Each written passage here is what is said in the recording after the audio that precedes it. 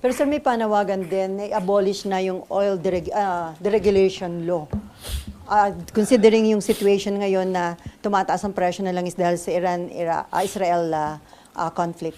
Kada tumataas naman ang presyo, ang panawagan ay i-abolish yan. Pero pag bumababa yung presyo at sa mahabang panahon naman mababa, nakakalimutan din naman.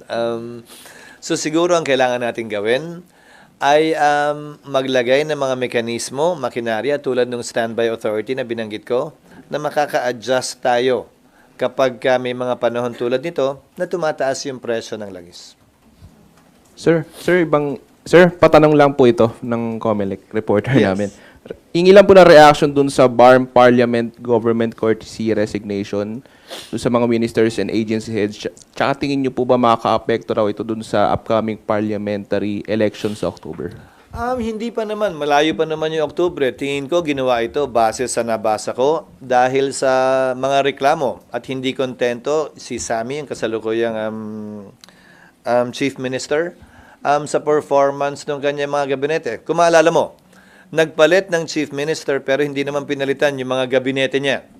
So marahil oportunidad to para talagang mapatakbo niya ayon sa ninanais niya yung BARM.